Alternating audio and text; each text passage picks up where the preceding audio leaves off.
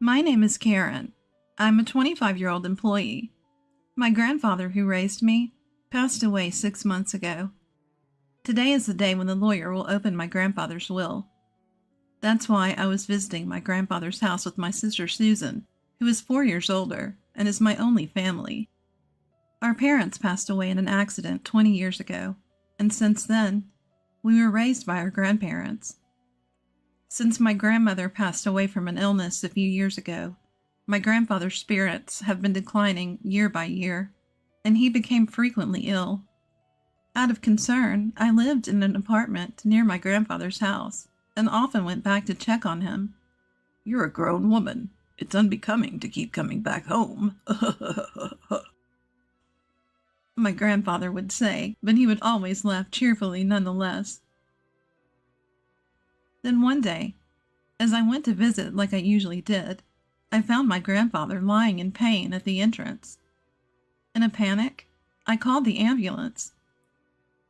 But my grandfather passed away just like that. "Hey, what are you daydreaming for? At least prepare some tea." My sister's voice brought me back to reality. "Right, the lawyer will be here soon."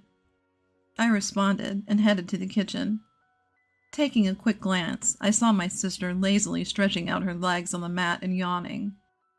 I could still smell my sister's strong perfume, even in the kitchen a bit away, and I made a face. "She's same as always," I murmured under my breath, placing the kettle on the stove. My sister has always been the type to only care about herself. Once she hit her teens, she started dyeing her hair as if it were natural. She hung out with the so-called delinquents and was always out and about. Demanding money without working part-time was a given. Even when she caused trouble and our grandparents had to apologize on her behalf, she was unperturbed. I, being the quiet one, often had to deal with the fallout. She doesn't seem to have changed much, even after becoming an adult. She doesn't have a stable job and seems to just be drifting around while working part-time. I knew she had been asking our grandfather for money whenever I wasn't around. It was easy to imagine that she would have found this all too troublesome if it weren't for the inheritance. "Ah, you must be the lawyer. Thanks for coming today." I heard my sister's high-pitched, formal voice indicating that the lawyer had arrived. I hurriedly placed tea leaves into the teapot and headed towards the entrance. "Thank you for coming today." I had met the lawyer at the funeral. His eyes were as kind as my grandfather's. A lawyer's badge shone brightly on his chest. After offering incense in front of my grandfather's portrait, he took a sip of the tea I served, and then took out my grandfather's will. It was entrusted to him by my grandfather while he was still alive. The content was as follows. My elder sister Susan was to inherit $20 million in cash. And I, the younger daughter, was to inherit this house and the land it sits on. Upon hearing this, my sister burst out laughing. $20 million in cash for the elder daughter? And only an old house for the younger one? How hilarious! It's just right for someone as plain as you. It's not just the house. There's also the land, I retorted, to which my sister laughed snidely. The value of this land in such a God-forsaken place is hardly surprising. I would have preferred cash. I guess Grandpa must have had a soft spot for me after all. I can't deny that I am a bit shocked. I suppose my grandfather wanted me to protect his beloved house and land where he spent his life with my grandmother. Huh, a house and land. That's pretty awesome, isn't it? Brian, my boyfriend, exclaimed in surprise after hearing my story. I shook my head, implying it's not as great as it sounds. Not really. My sister inherited $20 million in cash. That's more impressive. I felt a sense of emptiness saying it out loud. Even though I was being modest, verbalizing it felt like an acknowledgement. Wow, beautiful. And have money now? She's the Moores.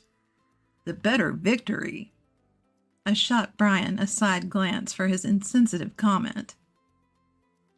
Realizing his gaffe, he joked. Your comfort means more to me than money, Karen. Brian has been my boyfriend since I started working. We met at a social event, and being of the same age, we clicked well. I've introduced him to my grandfather and my sister. While he hasn't proposed yet, I have been considering marriage. Today was our first date in a while, and I ended up telling Brian about my inheritance. I suppose it was because I thought he would become my husband someday. I had no idea I would come to regret this. A few days later, I was visiting the family home I had inherited from my grandfather. I had intended to clean and sort out my grandfather's belongings. The property was large, but the house was modest. I figured I could manage it on my own. I looked around the house and pondered. It's close to my workplace. Maybe I should move here. Living here leisurely with a cat doesn't sound too bad. There would be no rent to pay, and while there might be maintenance costs for deterioration, I have been working hard and saving, so it shouldn't be a problem. Maybe someday with Brian. Feeling embarrassed at the thought, I shook my head vigorously. I rolled up my sleeves to begin cleaning. Just then, I received a call. My sister's name appeared on my smartphone screen. Sis, what's up? Hey, Karen. Having fun all by yourself in that old house? My sister seemed to be drunk. She always had a unique way of extending her words, but today it was particularly bad. Sis, you're drinking, aren't you? It's still afternoon. I pointed out with a sigh, to which she exaggeratedly sighed back. Oh, you're such a Miss Goody Two-Shoes. I was right. She had been drinking. I was thinking about moving here eventually. I answered my sister's question, hoping to end the conversation quickly. Really? I'm enjoying a suite in a luxury hotel right now. My sister raised her voice in a somewhat exaggerated way. Guess who I'm with right now? I have no idea. Boring? It's that kind of attitude that'll make Brian dislike you. What? I'm sorry, Karen. I was flabbergasted when Brian's voice took over the line. The sudden intervention of Brian threw me off balance. Dizzying question marks pop up in my head. But I resent my imagination. At this point, a disgusting imagination had been completed in my head. Surprised, huh? My sister's mean-spirited voice chimed in. Ever since you introduced him to me, I thought Brian was quite a catch. She rattled off boastfully about how she had been attracted to Brian since I introduced him, how she knew where he worked because of me, and how she had approached him as soon as he left work. He came along readily when she asked. He told her that she was hundreds of times more attractive than me. I listened in stunned silence. Karen, I'm really sorry. The next voice I heard was Brian's again. Tell me it's a mistake. As I tried to utter words that wouldn't come, he spoke again.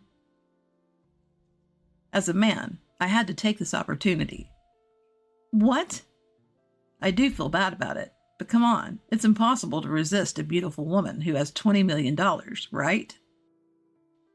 The way he spoke, as if asking me to understand, drained my emotions away. I felt a cold sensation, like my blood was being drained from me. You know what? I don't need a man like you. At my words, I could hear my sister laughing uproariously in the background. The voice on the phone changed back to my sister, Well, that's how it is, and from now on, let's not consider ourselves sisters, okay? I wouldn't want you turning to me just because you're broke. With those words, she ended the call. Overwhelmed by emotions that had lagged behind, all I could do was cry out. 5 years have passed since then. I had a cat in my lap, dozing off in front of my laptop. The cat was also purring contentedly in sleep. Today is my day off, but there is still a bit of work left from what I have brought home. Oh no, this won't get the work done. I felt guilty, but I had to move the cat off my lap. Just as I reached out, my phone started to ring. An unfamiliar number was displayed on my smartphone. Thinking it could be work-related, I answered the call without any suspicion. Hello? Karen, long time no see. I instantly knew who it was and froze. The distinctive way of speaking was unmistakably my sister's. It's you, Karen, isn't it? I can tell just from your initial hello. After all, I'm your big sister. 5 years had passed, which should make Susan 34. A smirk formed at the corner of my mouth at her unchanging way of talking. You're just the same. By the way, I came home and there's a hotel standing. Did you sell the house? That's none of your business. Oh, come on. It's quite a grand hotel, huh? You must have made a good chunk of change, huh? Getting fed up, I was about to end the call when she started to chatter about her current situation. According to Susan, she had blown through the inheritance in about 2 years. Now, she even had a considerable amount of debt. Even Brian, who she's still hanging around, seemed to be drowning in debt. I was speechless. Honestly, I couldn't care less. So, lend me some money. Against Susan's yelling, I answered calmly. I've always wondered why Grandpa distributed his estate that way, but on the day you took Brian from me and cut ties, I understood. I started talking slowly. 5 years ago, when Brian broke up with me, I was crushed. After crying my heart out, I sat dazed in my room, staring into space. I'm such a fool. As I murmured this, large tears began to spill again. My gaze fell on a painting I had made as a child and had gifted to my grandfather. He had framed it and kept it hanging lovingly. Rising unsteadily, I picked up the painting. Grandpa. When the feelings of nostalgia and loneliness welled up and tears started to come, I felt something drop from the back of the frame. Picking it up, I saw it was a fresh sheet of notepaper addressed to me. I remembered how when I was little, I used to stick notes on the back of this frame and exchange secret messages with my grandfather. It was like a family journal, really. Knowing that I was to inherit the house, he probably figured I'd find this note. I'm glad I noticed. I shuddered at the thought that I might have left it unnoticed. To Karen. The date on the letter was just before my grandfather passed. I knew you'd definitely notice this letter. Right now, you're probably wondering why I distributed my estate in such a manner. Cash to your sister, and an old house and land for you. It may seem like I favored Susan, but that's not the case. Despite any claims of favoritism, I wanted to leave most of my estate to you, who cared for me till the end. I finally understood what had been bothering me. No matter what, Grandpa thought more of me, huh? I'm sure I was deeply hurt by Susan's words at that time. Despite having loved my grandfather more, a kind of jealousy, I continued to read the letter. But Susan would not be satisfied with a regular division. This child, even as her grandfather, I must admit, she's terribly greedy. Exactly, Grandpa. She even took my boyfriend from me. That's what I want to tell him in my heart. That's why I arranged it this way. If at first glance Susan appears to have received the better deal, she won't pay attention to your share. According to Grandfather's letter, the value of this land in our area is continuously increasing due to ongoing urban development. As of the time I'm writing this, it's not worth Susan's $20 million yet, but the value of this land will surely increase in the future. When I read this far, my eyes widened in surprise. You can live here if you're attached to it, or you can sell it when its value rises enough to make a good profit. All I want is for you to be happy. When I finished conveying the content of the letter, Susan clicked her tongue and said, "That old hag!" I lived in that house for a while, but when my marriage was settled, I decided to sell the house just like Grandfather's letter said. The land value had risen enough. Anyway, I'm never lending you money. Susan seemed frustrated, but as if she had a good idea, she said this.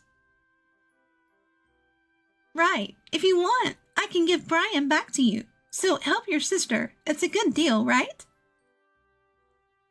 At this moment, I heard something snap inside of me. Enough is enough. You've been taken care of by Grandpa, and yet you haven't shown a hint of gratitude. I despise you for that, and you're not my sister anymore. And besides, I'm already married. I don't need Brian, and I don't even want to see his face. Stay out of my life for good." I said what I needed to say and hung up. I quickly set up call blocking, and my cat on my lap was cowering on the bed. I quickly picked up my cat and said, "I'm sorry." After that, it seems Susan contacted Brian, and they both stormed into our old house. Did they try to return Brian to me? There's a respectable inn there now, but they must have misunderstood something and were shouting that they were my relatives. Even though I just sold the land and had nothing to do with it. It's simple for those two. I sold the land, and an inn was built, equals I must be the owner of the inn. Of course, the staff reported to the police. The two of them were arrested because they had destroyed several items in the inn. Furthermore, it was discovered that they had been committing marriage fraud for money in the past. It seems they'll be sent to prison together. I was also questioned by the police, but I was able to prove that I had no involvement quickly, as we were estranged, and was released. As my husband, who came to pick me up, and I were walking through the station, we heard screaming and turned our gaze. And there were Susan and Brian, whom looked completely different. Fortunately, they didn't notice us. Both of them had messy hair, worn-out clothes, and looked nothing like the two people I remember. Especially Susan, who never skipped her makeup and fashion, looked even more different. They were probably being moved into a different location. As I watched the two of them, filled with a sense of melancholy, my husband and I locked eyes. I grabbed the hand he extended, and we left the police station. "Are you okay?" My husband, always concerned, looked at me with gentle eyes. "I'm okay. I have you, and this little one." I touched my barely noticeable belly and smiled back. In my belly, a new member of our family is growing. Money is important, but there's something even more valuable. That's what I want to teach our child, with my husband by my side. Mom, I'm sorry. I've been thinking I might need to drop out of college. I just can't afford it anymore. What do you mean? Shouldn't you be able to get by with $3,000 a month? Isn't what I send you enough? Wait, Mom, you've never sent me anything, have you? What did you say? Her shocking words hit me like a punch. I was sure I'd been sending her money every month. There's only one explanation for this. Anger started to boil up within me. The person I decided to confront was, "My name is Beatrix. I lost my husband early, and I've been raising my daughter Anita all by myself. Our life together has always been a stretch. I never had time or money to worry about my appearance.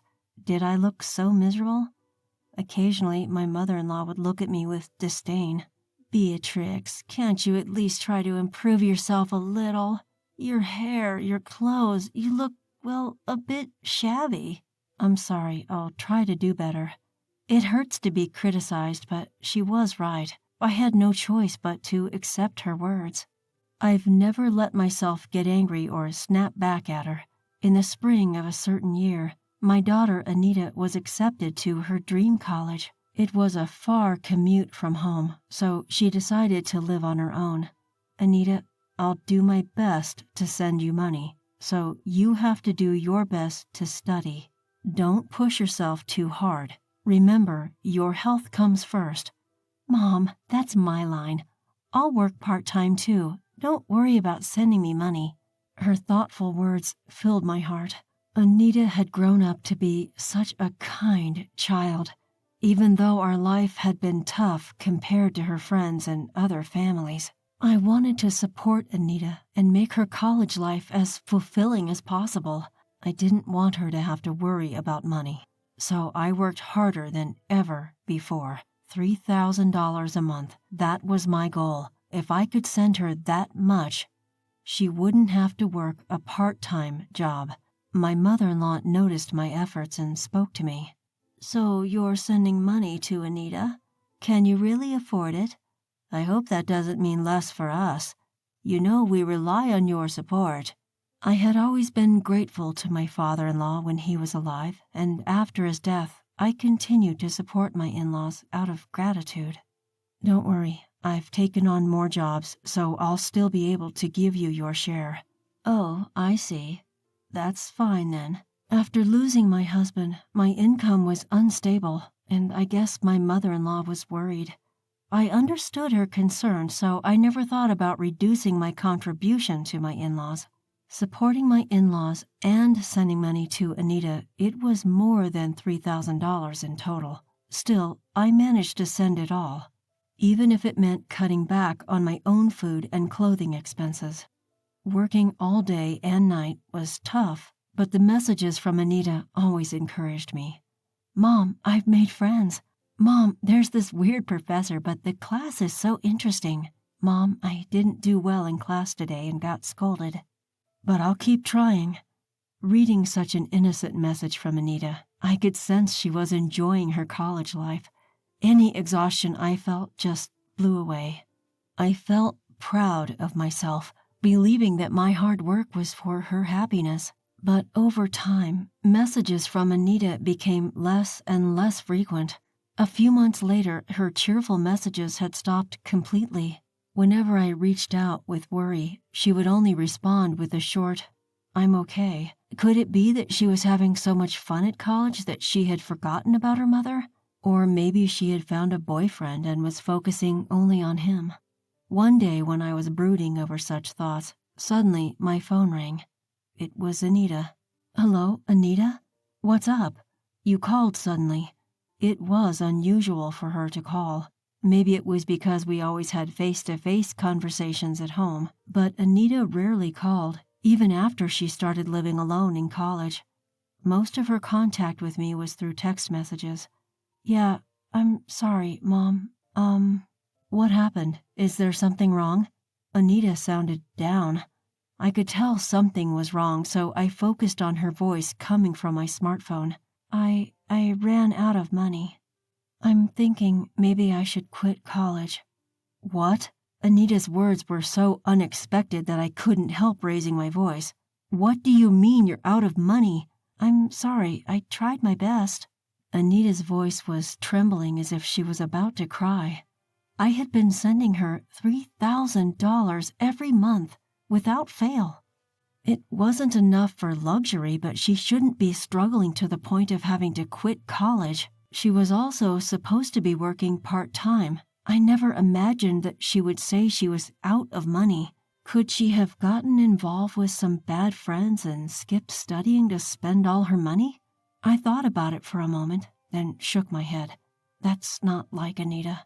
Anita, it's okay. Take a deep breath and tell me what happened. Yeah, I was trying to make ends meet with rent, groceries, and what I made from my part-time job. I had to dip into my savings, and now that's all gone too. I'm sorry, Mom. I'm really sorry. Hold on a second. What about the money I send you every month? That should cover your rent and living expenses, right? No matter how I thought about it, the math didn't add up. If she was spending her salary and my remittances and even had to touch her savings, something was seriously wrong. But from her tone, she didn't seem to be lying. When I asked her, Anita seemed confused. But Mom, you never sent me any money, did you? What did you just say? Anita's words were so shocking that I found myself shouting again. That's impossible. I've been sending you $3,000 every month. Did you check properly? Are you sure there's no money in your account? There's nothing. I've been keeping a close eye on my banking card. If you'd sent me that much money, I definitely would have noticed. The shock hit me like a punch to the head, making me feel dizzy. It was clear that Anita hadn't been receiving the money, and it was causing her a lot of trouble. You don't need to drop out of college. I'll send the money right away, so don't worry. Do you have something to eat today? Are you okay? You're not getting sick, are you? I'm fine. I switched to a job where I get meals, and my friends have been worried about me. They've been sharing some food with me. That's great. You have good friends. We need to thank them next time. But, Mom, you're already having a hard time. I don't want you to struggle anymore because of me. So, that's why you didn't tell me until the situation got this critical.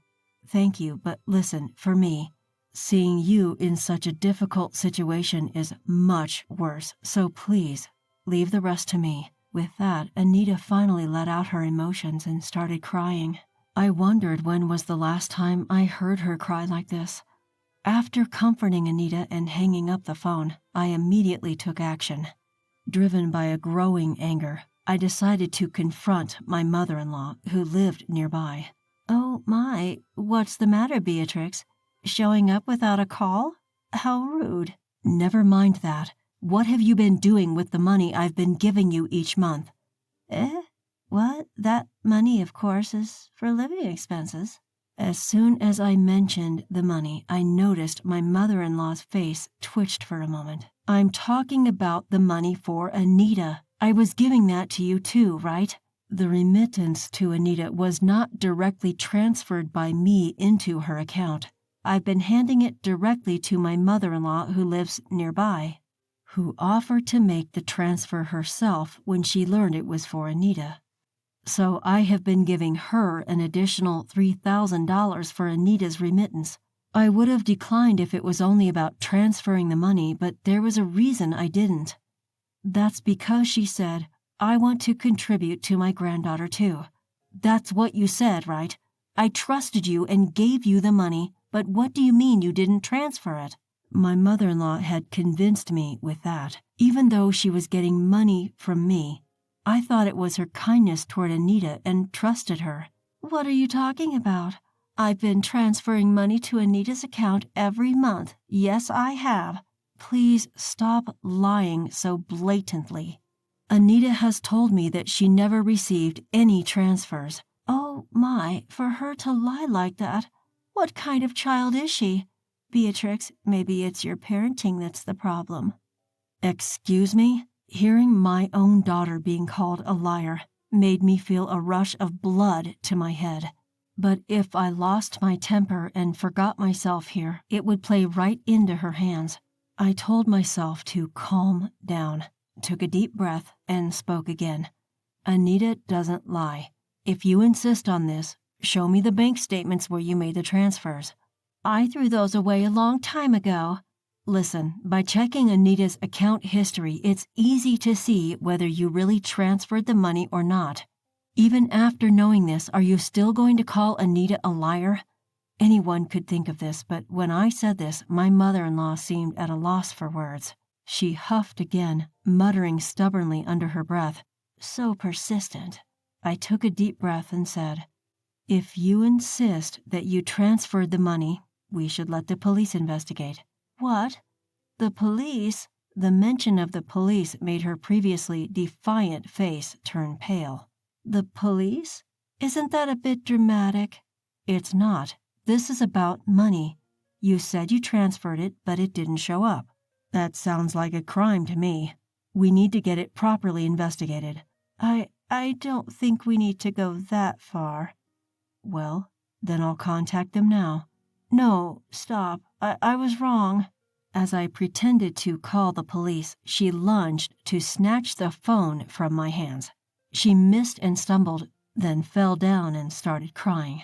I never expected the mere mention of the police to have such an effect. In reality, I wasn't sure if the police would do anything in a situation like this, where it was obvious that a family member was involved. But the word police itself seemed to weigh heavily on her. Despite her sobbing, I felt nothing. Anita, who had tried so hard not to cry, was the one who had suffered. According to her subsequent confession, she had always loved shopping. She probably had a shopping addiction, although she didn't seem to realize it. She told me tearfully about how her husband had once cut up her credit cards, and how difficult it was for her. As far as I can tell, it was entirely her own doing, but she didn't seem to understand that. I suspected something was off. My mother-in-law kept getting the same amount of money even after he passed away, but I started getting requests for money earlier than expected. That never happened when he was around. Because he never gave me any money.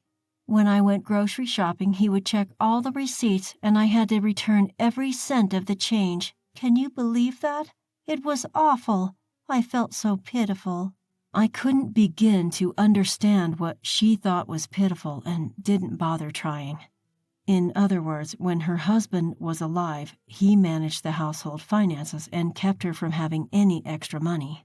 When he was gone, I finally had some money. I started buying things I couldn't afford before, and, well, I fell a little short. Then you mentioned sending money to Anita. So you took Anita's money. Do you realize that's theft? Theft? That sounds so awful. I was just borrowing it. Borrowing it with no intention of returning it. Anita suffered because of your selfishness. She's young. She can handle it. Caught off guard by her incomprehensible retort, I was at a loss for words. I've been deprived for so long. I couldn't buy anything I wanted. Couldn't even go out to eat or travel. I had such a hard life. Young people can work and play as much as they want, so why shouldn't I take some money? I stood there, speechless, staring at my mother-in-law as she cried and screamed. And all I could think was that I had trusted this person. My father-in-law had done me many favors, but now that I think about it, I can't recall my mother-in-law ever being kind to me. However, when Anita was still a little girl, my mother-in-law did buy her various things. So I thought she was expressing affection for Anita in her own way, and I was relieved. Looking back, I suspect all that shopping was just to satisfy her own desires. I failed to see that, and I caused Anita unnecessary suffering. Such a gentle child. I can never regret it enough. Mother-in-law? No. Evelyn. I intentionally called her by her first name. I don't want to think of her as my mother, even if it's just in law. I cannot forgive you. After that, I sought free legal advice and did everything I could to recover the money, but you can't take from a person who has nothing. However, I had a trump card. Before my father-in-law passed away, he left me a will, giving me the rights to his property. At that time, I wondered why he left it to me, but now I can guess that he might have been worried about his wife's reckless behavior. Naturally, my mother-in-law demanded that I renounce the inheritance, but I firmly refused. I want to praise my past self for standing firm despite being severely criticized as a greedy daughter-in-law.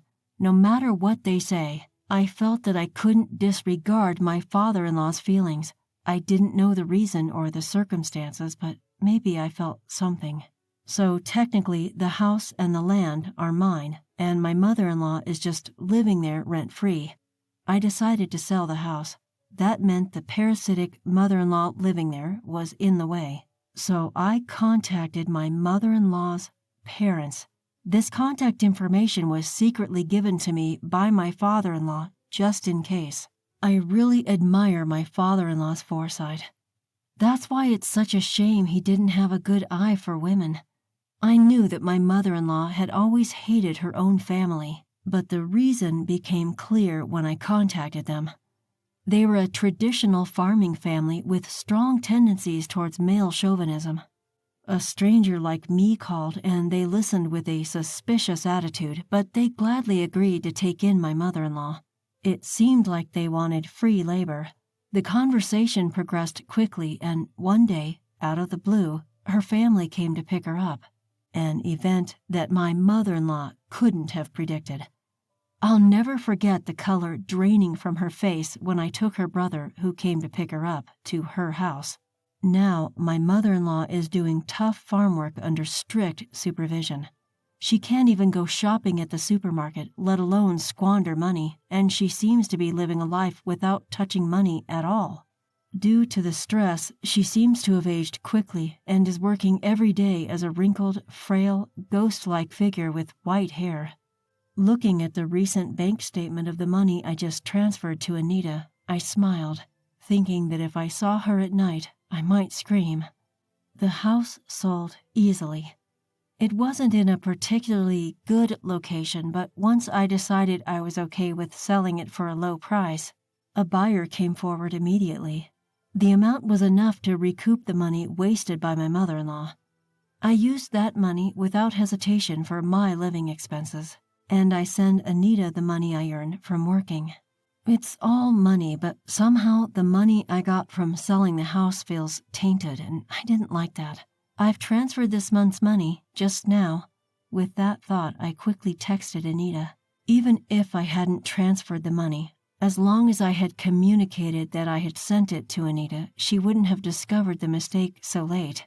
I regret now for neglecting such simple communication due to my busy schedule. The reply came swiftly. Got it. The message, full of Anita's usual energy, was accompanied by a string of cute emojis. She checked so quickly, but these days it seems you can easily check your bank balance on your mobile phone. I don't understand it at all, so I can only admire the adaptability of the young. Since then, Anita started sending messages frequently again.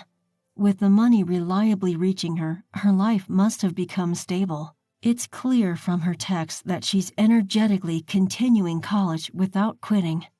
While I was feeling pleased, another message arrived from Anita. Looking at it, my eyes widened and I broke into a grin. Mom, there's someone I want you to meet. I didn't expect this day to come. It was all worth it. I can't sit around. I need to prepare something good. I changed my plan and headed to a high-end supermarket I don't usually go to. Since I no longer have to send money to my mother-in-law, there's a bit more wiggle room in my life. I've even been able to quit a few of the jobs I was juggling. I wonder what kind of food my daughter's partner likes. With a bit of premature speculation, I laughed. In the near future, I plan to invite the fresh-faced couple to our home and treat them with the best hospitality I can muster. I don't plan on relying on someone who hasn't even gotten married past 30. Acting all high and mighty with that chump change, I couldn't help but be shocked by the first words directed at me from the woman who was supposed to become my sister-in-law. My brother, with an even more malicious grin, turned to me. Sis, just go home already. Please don't forget to leave your gift, though. The two of them laughed at me together. I felt something close to hatred towards my brother, but the next words he said made me lose even that emotion. Well, it doesn't really matter if we have your gift or not. All our relatives love me, and they're probably giving us a lot of money. Mom likes me more than you, too, so she might even give me all of her property. Hey, that makes it sound like you're just using them for money. Well, it can't be helped. They're a good source of income. I never thought my brother could be such a terrible person. I was foolish for being considerate of these people.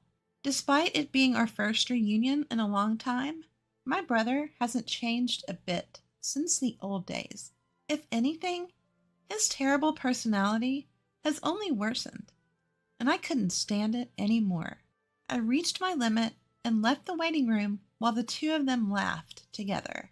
My name is Emma. I'm 32 years old. I work for a foreign cosmetics company. After graduating from college, I worked for another company, but I was lucky enough to be headhunted by my current company and changed jobs. The people I work with are ambitious, and I work tirelessly every day while receiving constant motivation. As a result, I now hold the position of department head.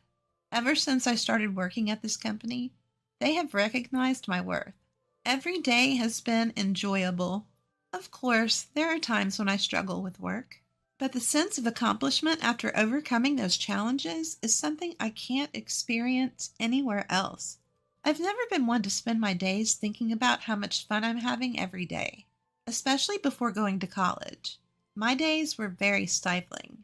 I have a younger brother, Nate, who is 5 years younger than me. Ever since Nate was born, my mom has been completely devoted to him. She loves him so much that I became less important to her. As a young child, I couldn't find anything to fill the loneliness of not being cared for by my mom. The more my dad and relatives tried to pay attention to me, the more I missed my mom. On the other hand, Nate was the first boy born in our family in a long time. He was also the type to easily get spoiled by anyone. So before long, our relatives stopped caring about me and only doted on my brother. To make matters worse, I have a strong sense of justice and hate wrongdoing. Not many people find a child who points out problems so cutely. Because of this, I became more and more distant from my relatives. The worst part was Nate's personality. Having been pampered by my mom and relatives, Nate grew into someone who couldn't be satisfied unless he was the center of attention and knew exactly how to behave to get it. You could say he was skillful and good at getting by in life, but you could also say he was manipulative. I couldn't get along well with such a brother.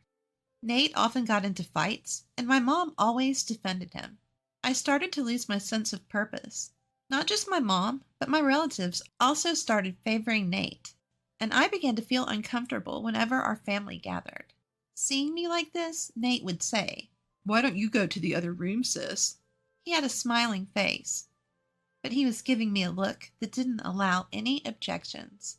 At that time, Nate was in the first grade of elementary school. If something bothered him, he wouldn't hesitate to lie and make me look like the bad guy. I had long lost my position as the older sister. When my brother said that, I had no choice but to leave. But what hurt more than being treated like an intruder by my brother was the way my mother and relatives acted.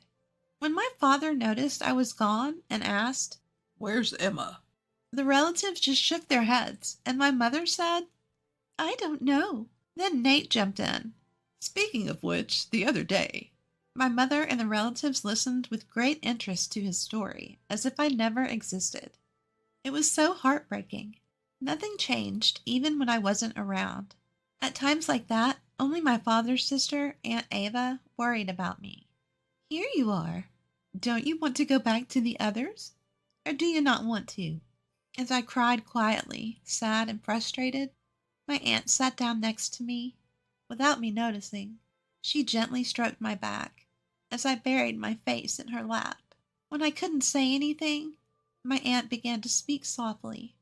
"I kind of understand how you feel, Emma. Maybe it's because I'm an older sister, too.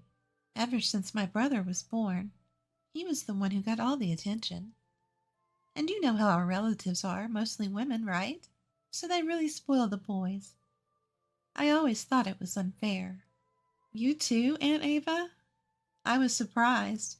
My aunt was always cheerful and in charge at family gatherings, and I never would have thought she felt that way. My aunt smiled gently in response to my question. Yes, when I was a kid. I was so jealous of my brother all the time. But he wasn't very talkative, so he wasn't always the center of attention like Nate. I think you must be feeling much worse than I did. Aunt Ava said this while gently stroking my head. I hadn't had my head patted like this in so long, and I felt a mix of emotions, happiness and embarrassment for letting her see how weak I felt. Our family has strong ties, you know.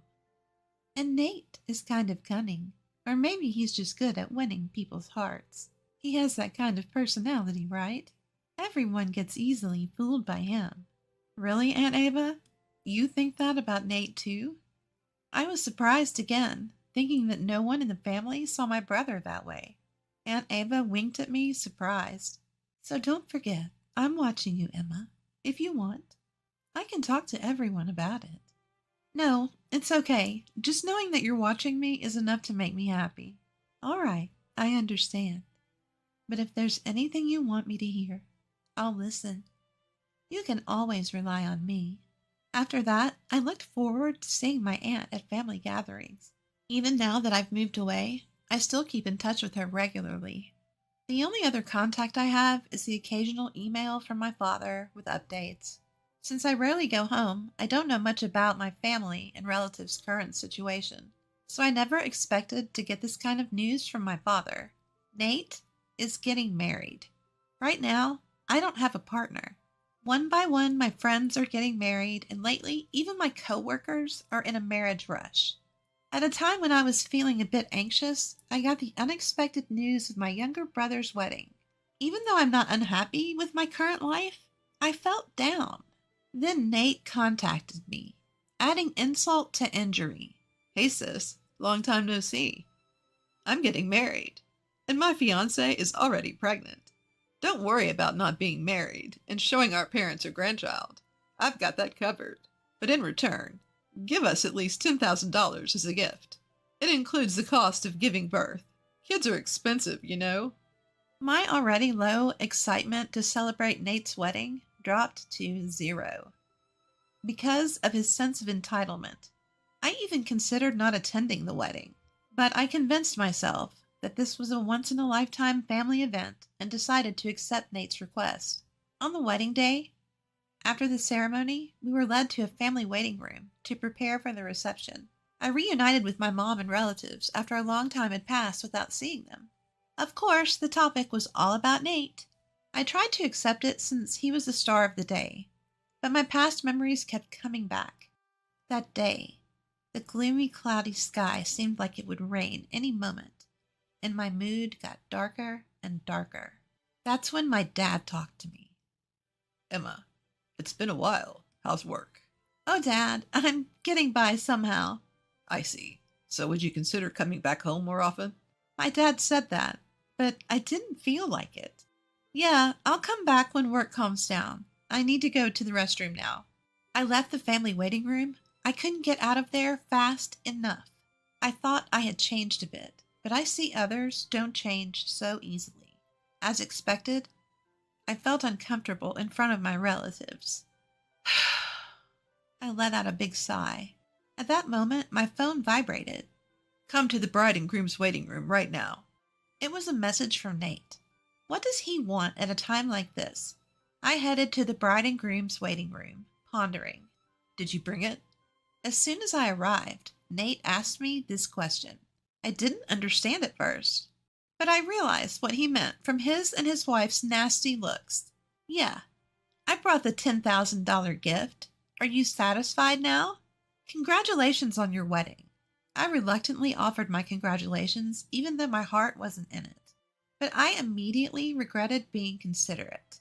Only $10,000? I clearly said to give more than that. Isn't it common courtesy to give more than the requested amount? You're as clueless as ever, sis. Wait a minute. Isn't $10,000 already a generous amount? I gave it because you said the baby was coming. Isn't your attitude a bit much? If you choose to act like this, I don't want to be involved with you in the future." As I snapped back, Nate exaggeratedly clicked his tongue. I was really annoyed that despite giving them the $10,000 they asked for, they still complained. As I glared at my brother, his wife standing next to him put her hand on her hip and laughed at me. "Don't worry.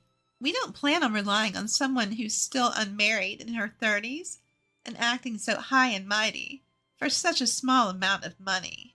I couldn't help but be shocked by the first words directed at me by the woman who was supposed to be my sister-in-law.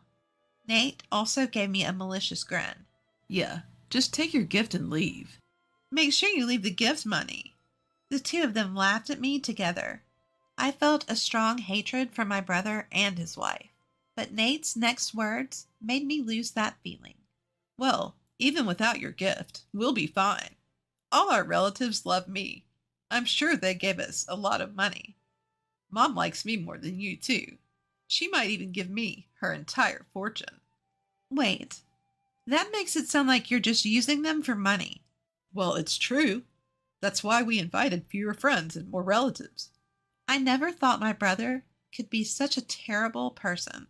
I couldn't help but be shocked by Nate and his wife, who seemed to find it amusing that he viewed our relatives and even our mother like that. I was stupid for worrying about them. I was disgusted by my brother, who hadn't changed at all since we were kids and had only gotten worse. Unable to bear it any longer, I left the bride and groom's waiting room as they continued to laugh. "Emma!" As soon as I left the waiting room, I heard someone call my name. It was my Aunt Ava. Seeing my aunt, I couldn't help but let my feelings show. "Auntie, I can't take it anymore. I'm leaving." When I said that, my aunt showed her anger. "I heard what just happened. This is unforgivable. Everyone should know about it." "But it's true that everyone likes Nate, right? If I say something, I'm sure no one will believe me. It's not like he's forcing our relatives to give them money, so it's just a matter of me putting up with it. It's fine. I don't think I'll ever see them again anyway." Apparently, my aunt had been worried about me looking uncomfortable in the relatives' waiting room and followed me when I left. After she had heard my conversation with Nate and his wife, my aunt suggested telling everyone. But after seeing the two of them laughing and looking down on our entire family and relatives, I had already given up. However, my aunt was filled with anger, contrary to how I felt. "You don't have to put up with it anymore, Emma. I never thought Nate would go this far. There's still time. Let's confront them together and reveal everything. If anyone still supports Nate after that, then they can be their source of money or whatever else they want." Encouraged by my aunt's words, I decided to face the situation and returned to the family room with her. Surprisingly, my mother's brother, Uncle John, believed my story right away. "Actually, there have been some bad rumors about him at the company. I didn't want to doubt my nephew, and I thought it was natural for the business to have some bad times. But after hearing Emma's story, it all makes sense. I guess I was only considered valuable as long as I was paying him." Uncle John runs a company, and Nate works there. It seems Nate has been taking advantage of his position as the president's nephew and doing whatever he pleases. Because Uncle John is the company's president, our relatives respect him. When he acknowledged my story, everyone started to believe me one by one. "There's no way Nate could be like that." My mother, who had been adamant until the end, gradually grew suspicious, not only because of me, but also because my aunt had talked about Nate. My mother, who had been asked for hundreds of thousands of dollars for wedding and childbirth expenses, seemed to have her doubts and eventually accepted our story. My father, who seemed to have believed me from the beginning, was radiating with anger. At that moment, when all the relatives finally listened to me and my aunt, my father spoke up. "I'm sorry for our son. We must have raised him wrong. Let's all go home today. He doesn't deserve to be celebrated." With those words from my father, my mother and all the relatives decided not to attend the wedding reception. My parents hurriedly left the family room to explain the situation to the other guests. As we waited at the shuttle bus stop, the people who were supposed to attend the wedding started to arrive. At the end of the crowd, I could see my parents. My father gave me a strong nod when he saw me. I'm sure all the guests had decided not to attend. Thank you for believing in me. I tried to convey that to my father, but as I approached him, he was yelling into his cell phone. Who would celebrate someone like you, who repays kindness with malice? The person on the phone must be Nate. It was the first time I had seen my father so openly angry. I heard from Aunt Ava. Nate, it seems you've been calling our family and relatives a bunch of gold diggers. How could you say that after all they've done for you? We have no intention of celebrating you anymore. We're going home today.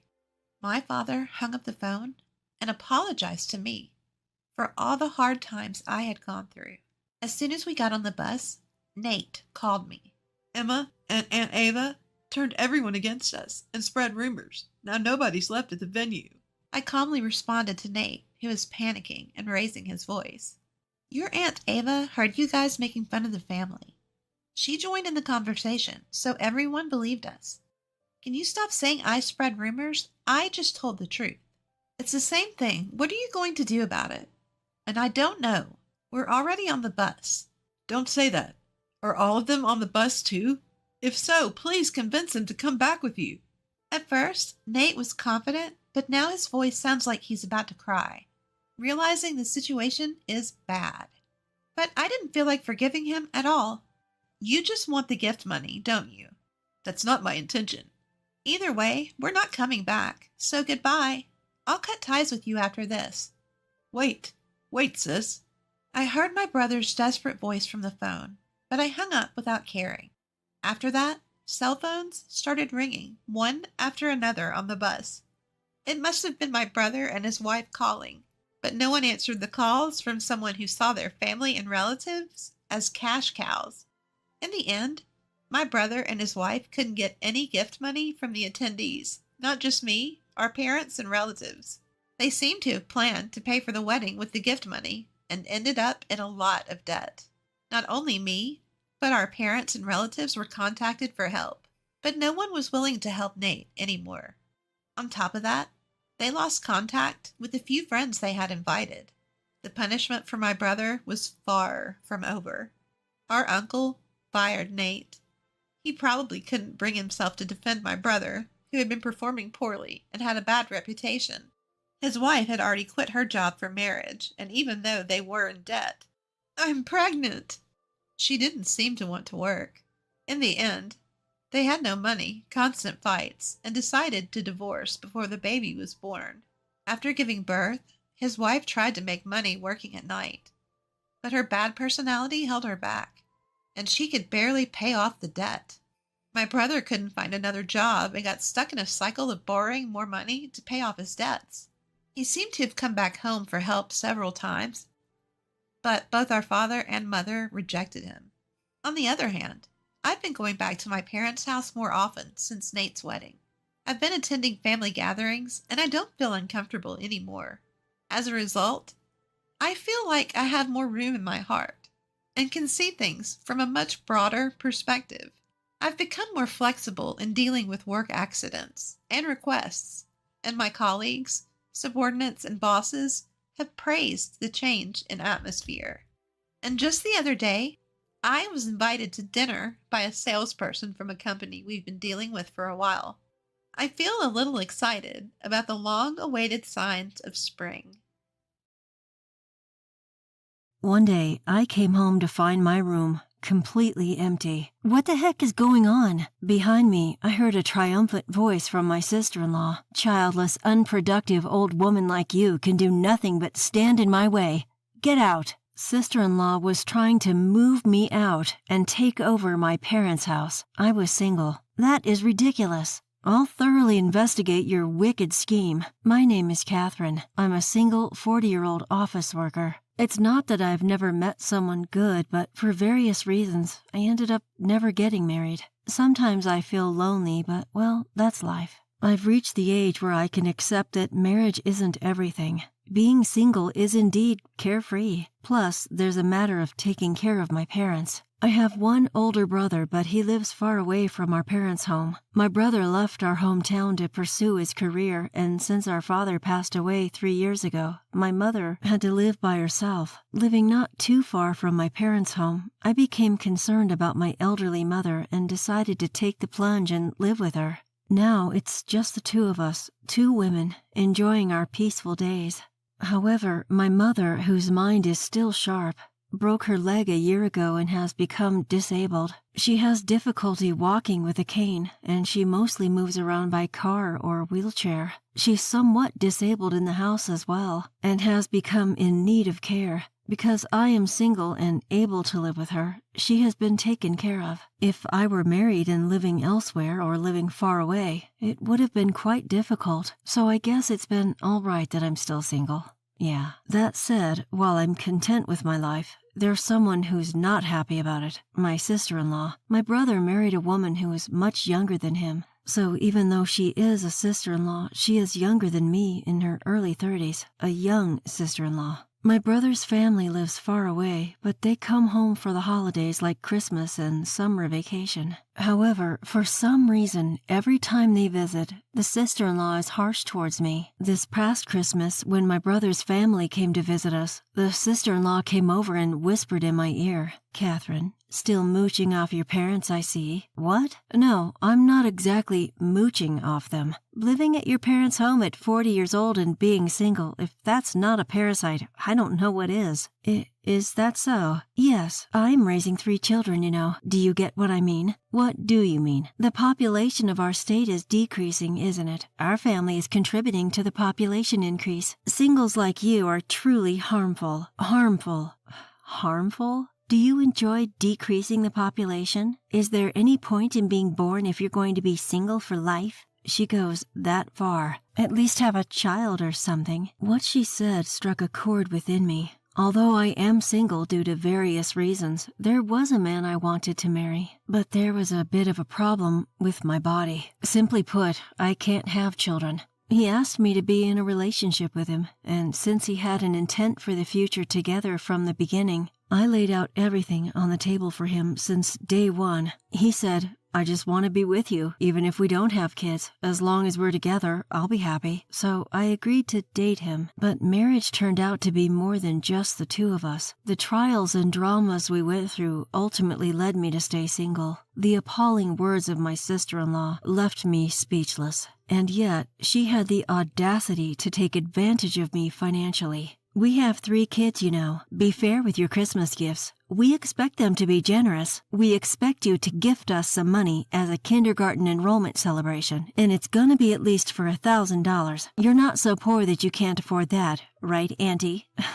Don't you want to provide a proper education for the kids?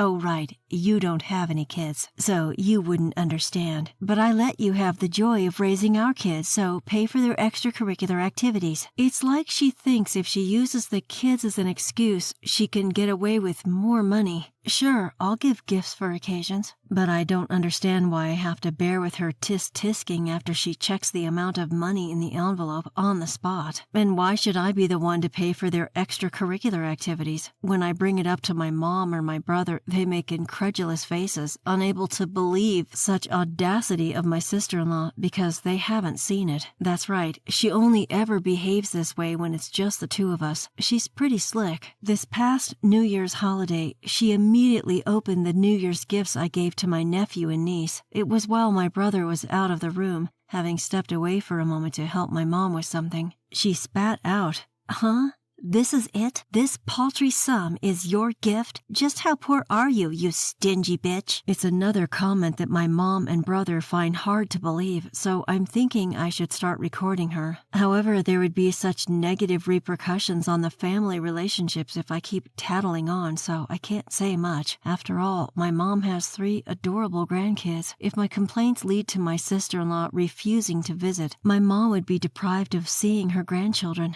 That would be too sad for my mom, so I just need to be quiet. If I can just dismiss her harsh remarks, everything will settle down. That's what I thought, until the situation completely changed one day. It was a weekday when my sister came over. It was during the week, so my brother was at work and I was working from home. My mom was at a senior daycare center. The kids were at the daycare and they were going to their maternal grandparents straight after. My sister-in-law was visiting me alone. I was wondering why she was here on such an unusual day. Then she got right down to business. You know, I've been thinking that we should move in here. Excuse me? Talk about a bolt from the blue. What on earth is she trying to say? You mean move in? That's what I said. We've been thinking of moving in here. Who's we? Our family. Where exactly? Don't make me repeat myself. Into this house. Why? Because I'm pregnant with our 4th child. What? In my brother's family, they already have 3 kids. The oldest is in early elementary school, the middle one is a kindergartner, and the youngest just started preschool. Even though they already have 3 kids, they're having a 4th. I can't help but be impressed. However, they currently live near the sister-in-law's parents' house, so they probably get help with the kids like today. If so, what's the advantage of moving over here? John's gonna be transferred here, that's why. John is my brother. Oh, I remember my brother mentioning something like that. Apparently a branch office is going to open here in our hometown. Who wants to go to the branch office? Me. Apparently he volunteered for the position quite willingly. I wonder why the personnel decisions can be made so casually. Is it okay with you, sis? I mean, wouldn't it be better to stay closer to your parents' place? My parents are still working, so I really can't rely on them too much. They start to frown if I ask too often, saying stuff like, ask your husband first, or don't make children assuming you can depend on your parents. It'd be hard to mention that we were having a 4th, right? That's your business. How would I know? I can understand her parents' perspective. According to my brother, when he comes home from work, he does the cleaning, the laundry, and even prepares dinner. My sister-in-law confirmed that that is true. Even though he must be tired from work, my brother has always been very considerate of his wife and has helped as much as possible. It could be because of this that my brother seemed tired whenever I saw him from time to time. Still, isn't having another child a bit too reckless? Yet, life is a gift. It's a happy event, and I have no intention of saying, why not just stop having kids? But why are they planning on moving in with us? I must have looked puzzled. My sister-in-law continued. It's a hassle to deal with my parents, and where we live now is just too remote from everything and too inconvenient. So instead of letting John live and work by himself here, we thought it would be nice for all of us to move in. Well, there are a lot of daycares for kids here, right? So, Catherine, could you please move out soon? Excuse me? Once again, I'm taken aback. What the heck is my sister-in-law saying, for God's sake? As far as moving in, let's discuss that with my mother and brother, but why should I be the one to move out? Think about it. We're going to be a family of 6 soon, right? That's true. So isn't this house going to be too small? Well, that's true. Well, I suppose so. That's why I'm telling you to get out. No, I don't understand what you mean. Having 6 in the family is a lot, but it's not impossible for 8 of us to live together, including my mom and myself. Of course, when the kids grow up, it's impossible for all of them to live in an individual room, but I didn't think there was any point in worrying that far ahead. My sister-in-law, annoyed by my increasing confusion, raised her voice. I mean, come on. You're in the way. You, an old woman, can't even have kids. For our sake, get out. What? Oh, and don't move too far away, okay? You're still going to have to look after our kids. What? After ranting, she added, get out of here soon, and then went home. This needs a family meeting, yeah. That night, I told my mom about what Susan had said and called my brother. My brother told me that he'd arrange a separate house for his family. Sure, I've been traveling a lot for work, and I think it's been tough on Susan. That's why we were living near her parents' home in good old Nebraska. But is she really so bothered by the countryside? On the other end of the phone, my brother sounded confused. There was still something that was perplexing, but her idea of moving into our home was temporarily dropped. Well, that was supposed to be the case. One day, after a stretch of working from home, I went into the office for the first time in a while. My mom was away from home, staying overnight at the daycare. Exhausted from work, I came home to get stunned. What? My room? Everything's gone. Believe it or not, my room was empty. All of my belongings were gone. What is this? What's going on? This was undeniably my own home, yet my room was missing. To be precise, my stuff was missing. Where are all my favorite things? I threw them away, all of them. I was screaming in shock when a sudden voice came from behind me, making my heart skip a beat. When I turned around, there was Susan. Susan, what are you doing here so late? Shut up, you'll wake the kids. What? The 3 kids are here? Until the beds arrive tomorrow, they're sleeping on the living room couch. I rushed into the living room where my nephews and niece were sound asleep. What's going on? Looking at me, completely stunned and at a loss for words, Susan laughed and said, "You wouldn't leave the house, so I had to resort to drastic measures. I'm not leaving. I've already talked to my brother about this. Do you think you can just do whatever you want? Don't you have any idea how many people you're inconveniencing?" Who's the one doing whatever they want here? I'm the one inconvenienced. I really wanted to get those words out of my mouth, but I held my tongue because the kids were asleep. My sister-in-law, Susan, ignores my considerations and loudly declares, "Who cares what your mother or brother says? If you move out and our family moves in, those 2 wouldn't oppose this idea for sure." What happened to my stuff? I had a junk removal service take it all away. No way. Did she really throw out all of my precious things, including my photo albums? This is unbelievable. Come on, if you understand, then get out. Wait, no arguing. I tried to resist, but she's younger and stronger than me. Overpowered, I was thrown out of the house, right there. It was at night, and making a fuss wouldn't do me any good. She ignored the doorbells and the phone calls as well. With no other choice, I spent the night at a no-frills hotel. The next day, I took a day off from work and rushed home. As I was about to unlock the door and enter the house, Susan came out faster. "Oh, Susan, I tried to contact my brother but couldn't reach him. Let's talk anyway. My husband is on a long business trip abroad. The time difference makes it hard to get in touch with him, you know. I was about to leave, so make sure you look after my kids."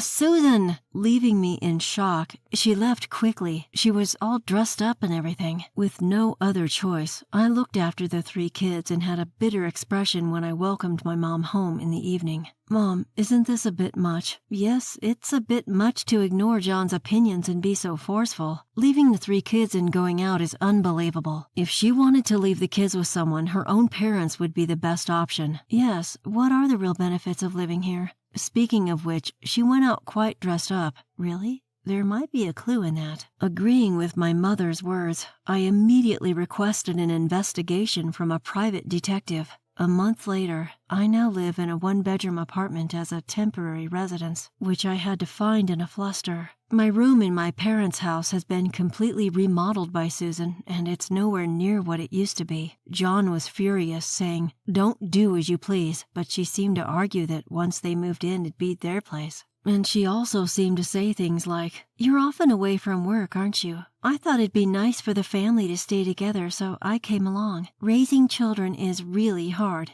It's just natural to live together with your family and get help from them." When he mentioned that my mother was in need of care, she responded, "Catherine is there, isn't she? She's just at home all the time. She must have a lot of free time." I'm not sitting around. I'm actually working from home. But Susan seems adamant about not letting me back into the house. Don't you dare think you can get away with this bullshit forever. We're gonna have a talk. With that assertive statement from my brother, a family meeting was held today. "Why so sudden? I'm pregnant. Let's wrap this up quickly, okay?" Susan grumbled as she rubbed her still not visibly pregnant belly. Ignoring her, my brother, Mom, Susan, and I, 4 adults, huddled together in the living room. By the way, we've left the kids at a weekend daycare. First off, Susan, please apologize for disposing of my belongings without my permission. At my words, Susan scoffed and said, "It's your own fault for not moving out sooner," without an ounce of hesitation. "People like you who can't even have kids should just live in a run-down apartment." Yes, it's true that I can't have kids, but I was living together for Mom's sake. "But your mother-in-law would be happier living with her grandkids than with you," Susan said, looking at my mom.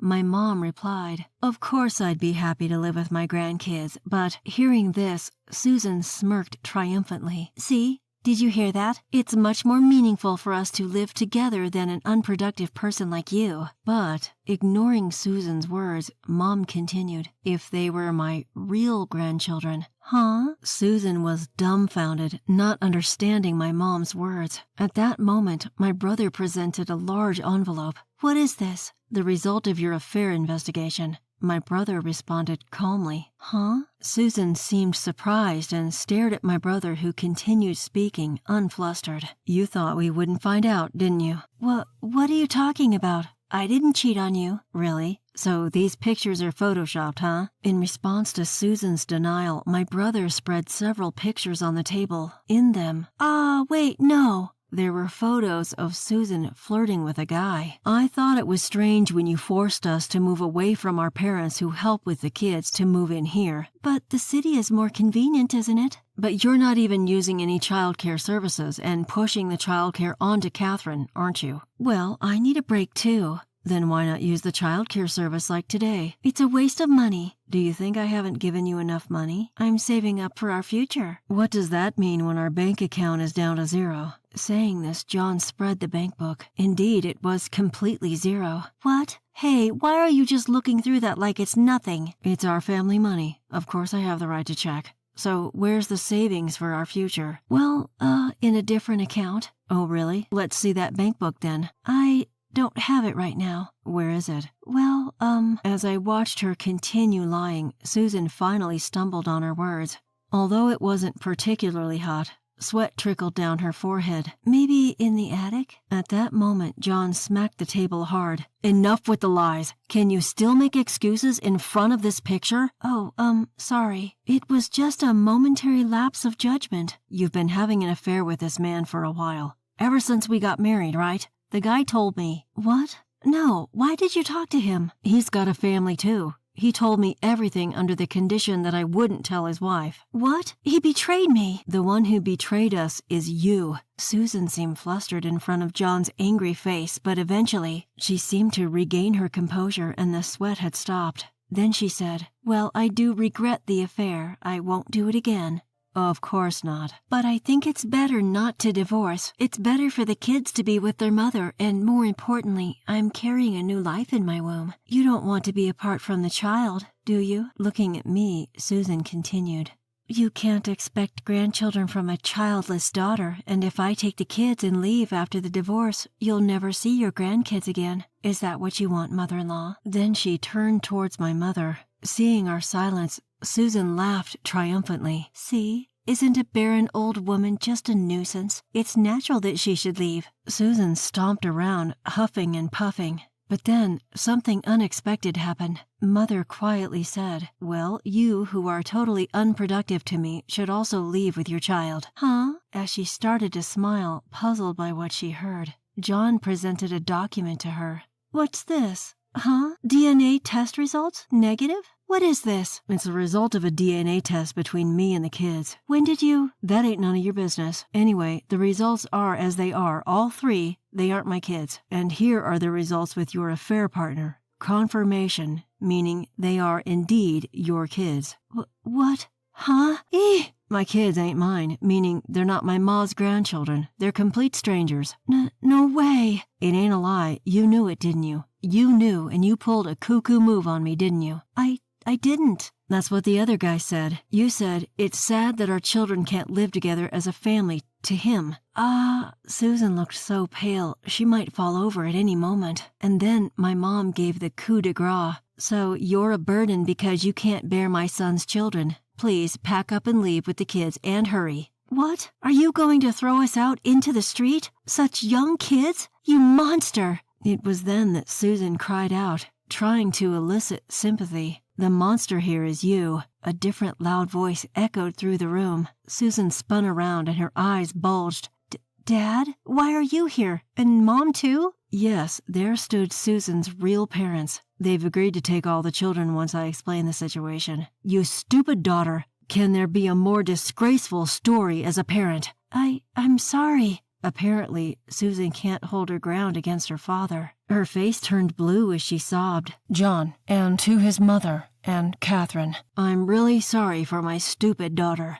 We'll definitely make her pay for the damages. Damages? Wait a minute. I can't afford that. Are you going to pay for me, Dad? No way. I'll front you, but you're paying me back even if it takes you a lifetime. So her father took Susan, who was seriously on the brink of tears, away without waiting for a reply. Her mom, who kept bowing deeply to us in apology, was quite memorable. Even though they're good parents, they raised such a daughter. Raising kids is tough, isn't it? I found myself musing about this in a rather carefree way. Then afterward, my brother John ended up getting a divorce without a hitch. The money for the alimony and what she had splurged on her infidelity was apparently paid off all at once by her parents. The kids were taken back to their grandparents' home. They had often been left there before, so it seems they're growing up just fine without any confusion. The kids didn't do anything wrong. John, who had always thought they were his real children, said this with a touch of sadness. There's no way you can accept it when you're suddenly told they're not yours. I'm hoping that one day John's emotional wounds will heal. 3 years later, John found a good match and had his real child. But that's another story. As for my brother's ex-wife, Susan, she gave birth to her 4th child, and sure enough, when she tested it for peace of mind, it wasn't John's child. Under strict supervision of her parents, she seems to have been working like mad from morning till night for a while, but she seemed to continue her relationship with her lover undeterred. In the end, her affair was also exposed to her lover's wife. After the huge fight, more alimony was incurred, and it seems she was kicked out of the house by her parents. No one knows what became of her after that. As for me, I'm living peaceful days while taking care of my mom, same as always. In fact, the personal items she disposed of were all retrieved on the same day by contacting the waste disposal company. On such a peaceful day, a familiar face appeared before me. It's been a while. The person smiling before me was the guy I once thought of marrying. I couldn't forget about you, and I have been single all this time. Even my parents finally gave in. They have a rather selfish reason. My brother got married and had a child. They told me I could do as I please about marriage. Caught off guard, he presented me with a ring. It may be too late, but I can't think of anyone but you. I want to help you take care of your mother, so could you please marry me? Unable to hold back, my face crumpled in tears. Without hesitation, I jumped into his arms, where he held me with a gentle smile. I've been asked to look after my sister's child starting next week. I had finally entered my 2nd trimester and was beginning to feel some ease. All of a sudden, my husband came up with an outrageous idea. Take care of your sister-in-law's child? I'm pregnant, remember? Despite my objections, my husband insisted. You're in your 2nd trimester, aren't you? Right from the start, he seemed all too ready to push everything onto me. For the sake of the child I'm carrying, I can't take any more. That's when I decided to call a certain person. My name is Anna, 28 years old. It's been almost 3 years since I married my husband, Max. Right now, I'm pregnant with our long-awaited first child. As soon as I found out I was pregnant, I quit my job and became a full-time homemaker. I had initially planned to work until maternity leave, but the severity of my morning sickness made me give up. Thinking that taking irregular days off would be an inconvenience to my employer, I resigned, albeit reluctantly. Last week, I finally entered my 2nd trimester. My morning sickness, which had been so unbearable, has significantly improved, and I'm able to eat to a certain extent. I thought I could finally have a peaceful pregnancy. That's what I believed. Then, one day, as I was preparing dinner, my husband received a phone call. With a grimace on his face, he weakly responded, "What? Starting next week? So suddenly? Uh-huh. Yeah, I suppose. Okay, I got it." He seemed deeply troubled. After he hung up, he dropped his shoulders and let out a heavy sigh. Seriously? What's wrong? Who is that? It was my sister. Your sister? What about her? At my question, my husband made a face. We're going to be looking after my sister's child starting next week. What? So, That's why we're taking care of them. Hold on a minute. What are you saying all of a sudden? Summer break starts next week, right? My sister said, I need some peace and quiet. Could you take care of the kids? He made it sound like it was no big deal. It was infuriating. I found my anger bubbling up as I faced him, and I had to speak up. Hey, I'm pregnant, you know? Do you understand that? And your sister's kids, they're 3 boys, right? Yeah, I know, but you're in your second trimester, aren't you? What? Is he serious? The second trimester just means some of the early worries have lessened than before. It's not like I can do anything without worry now. His words irked me, and I blurted out my feelings. I don't care about being in my second trimester. Being pregnant means my condition is different than usual, you know. There's no way I can take care of your sister's kids in this state. Well, what can we do? She said it wouldn't be a lot of trouble. So, you are going to ignore how I feel. How can you just say okay on your own? You're so annoying. Think of it as a parenting rehearsal. A rehearsal? 1 elementary school student and 2 preschoolers?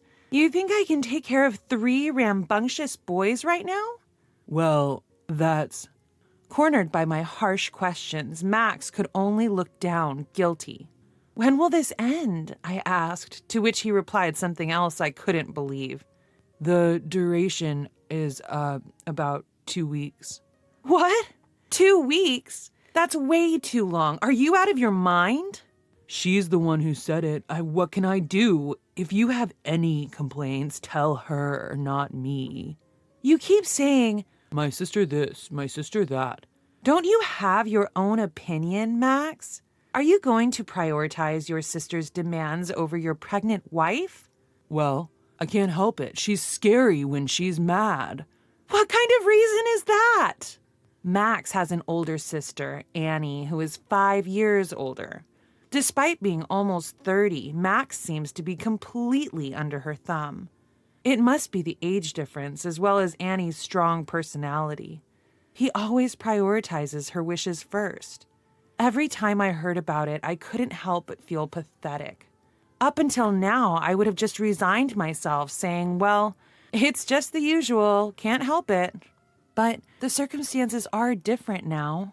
If anything happens to the baby in my belly, I'll regret it for the rest of my life. This time, I have to prevent it at all costs. With a firm resolve, I confronted Max firmly. Please tell Annie no. But it's already decided. I don't care. What if something happens to the baby? Can you take responsibility? Why does it have to be like that? Consider my position too. Huh? Don't joke with me. I object. You better say no. If you're so insistent, Anna, you should tell Annie yourself. I can't do it. Max locked himself in his room as if to escape. What's with that attitude? Prioritizing his sister over his pregnant wife? Can such a thing even happen? Anyway, I have to refuse Annie as soon as possible.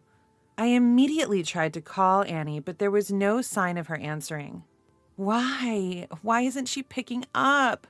Annie, who knows my strong-willed nature well, probably thinks it's a done deal once the kids arrive here. Despite calling numerous times afterwards, Annie never answered the phone. She herself has been pregnant and given birth to 3 kids. Why doesn't she understand my feelings? Despite this, how can she think it's okay to hoist her children on me, a pregnant woman, for 2 whole weeks? I could not understand her mindset at all. There's another reason I'm so resistant. That's because I've actually taken care of Annie's 3 sons before. Even though I was taking care of them with my mother-in-law, it was really tough. They ran around the house, shrieked, and threw food everywhere. Even when I wasn't pregnant, it was tremendously challenging to take care of them. There's no way I could handle them in my current state. In fact, my sister-in-law's children are probably even more energetic than they were before. The mere thought filled me with dread. The next day and the day after that, I repeatedly negotiated with my husband. Max, please, can you tell your sister that we can't watch the kids? But if you're so bothered, why don't you just tell her yourself? I've tried calling her, but she doesn't pick up. She's clearly avoiding my calls on purpose. How am I supposed to know? What do you mean, how are you supposed to know? What am I supposed to do if she won't answer the phone? That's why I'm asking you, Max, to talk to her for me. You're being too persistent. It's already been decided that we're watching them. Just accept it. That's nonsense. In the end, my husband never got in touch with his sister, and the day the kids were due to arrive kept getting closer. 2 days before the children were to arrive, when my husband came home from work, I confronted him again. You've given up on declining your sister's request to watch the kids, so naturally you're going to take off of work to help, right? His face went white as he blurted out, What? Why me? I have work. I don't want to hear about work. What? Were you planning to leave me alone with 3 kids all along? But I have no choice. If I don't work, we can't make a living, and I can't just take a sudden leave of absence. Oh, really? So you plan to dump everything on me from the start? Well, that is... Never mind. Keep on doing whatever your sister tells you to. After I sharply dismissed him, he clicked his tongue in dissatisfaction. In that moment, my anger surged like a flame. What? How dare he act that way?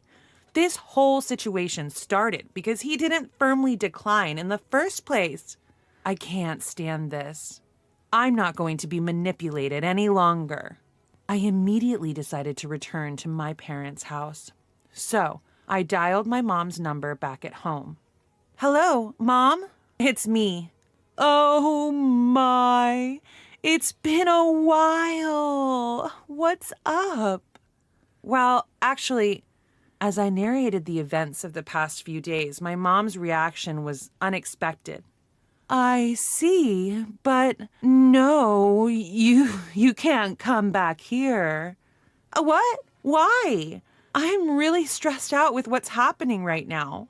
It's okay. I'm not saying you should handle it all by yourself.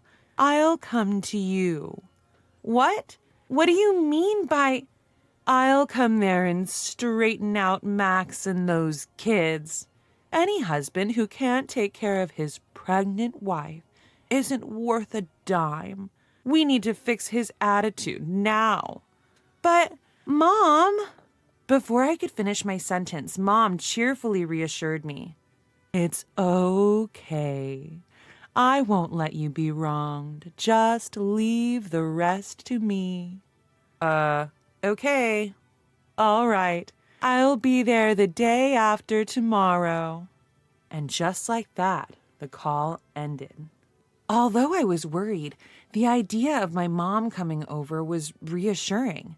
And then, 2 days later came. Earlier than expected, at the crack of dawn at 6 a.m., my sister-in-law left her 3 boys with us. Woken by the loud voices of the children, I stumbled out of bed. I let them into the house, but it didn't take long for them to start arguing.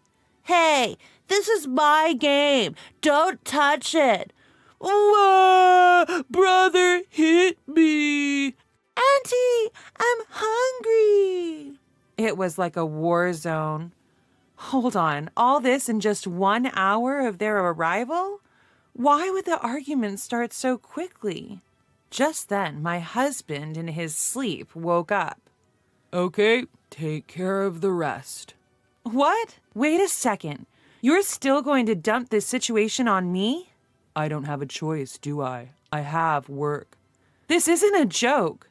Just as I was about to shout at him, the doorbell rang. I'll get it, he said, heading for the door as if escaping. Yes, who is... Huh? Long time no see, Max. Mother-in-law? Saved. Mother has arrived. Max, my husband, seemed confused at the sight of my mother.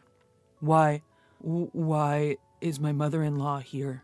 Why do you think? You are not only neglecting Anna, who is pregnant, but also accepting your sister-in-law's children without thinking.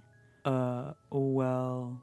Anyway, it doesn't matter. I'll be taking care of the kids for the next 2 weeks. Is that right?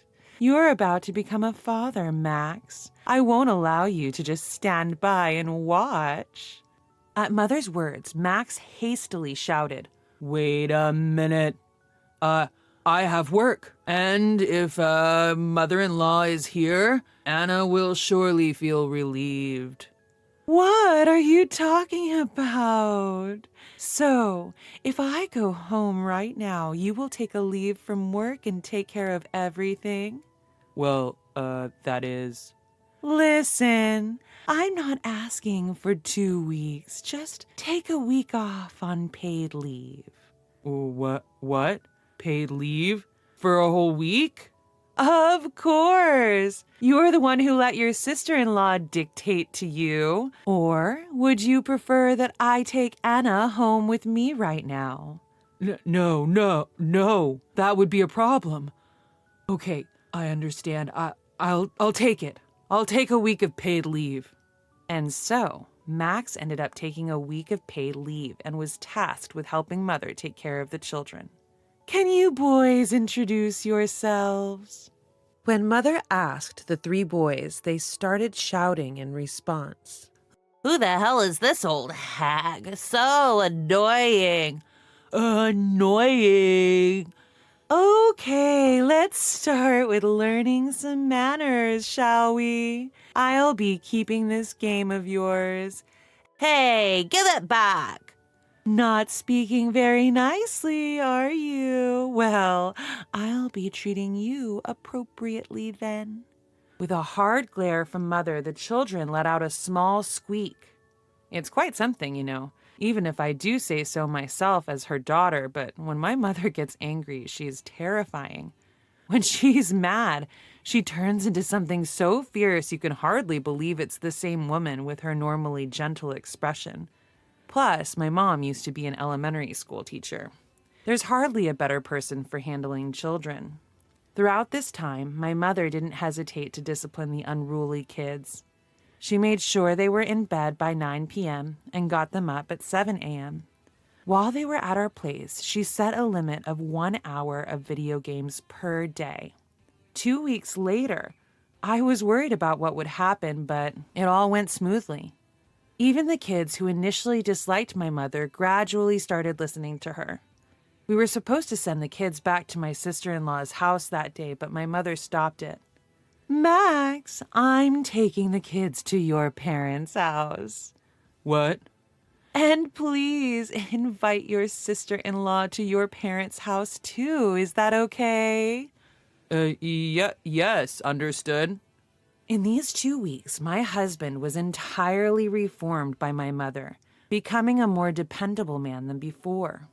Max contacted his sister and changed the meeting place to his parents' house. We all headed to Max's parents' house. As soon as we arrived, my sister-in-law, Annie, approached Max with a displeased expression. Max, why on earth are we at your parents' house? I told you to bring them to my place. Well, my mother-in-law suggested. What? Mother-in-law? Who the hell's? As Annie raised her voice, my mother greeted her with a bright smile. Nice to meet you. Who are you? I'm Anna's mother. I heard that my daughter has been helping you out. Oh, hello, Anna's mother. Nice to meet you. Why would you dump 3 boys on a pregnant woman for 2 weeks? What on earth were you thinking? What? My mother, who had tried to keep things peaceful, began to directly question Annie, who was attempting to play innocent. Even my mother-in-law, who didn't know the full story, joined in confronting Annie. Hey, Annie, what the hell is going on? You left the kids with Anna? Is that true? That is. Do you know Anna is pregnant? Are you aware? No, it's not like that. I just asked Max for a favor. I didn't force it on Anna.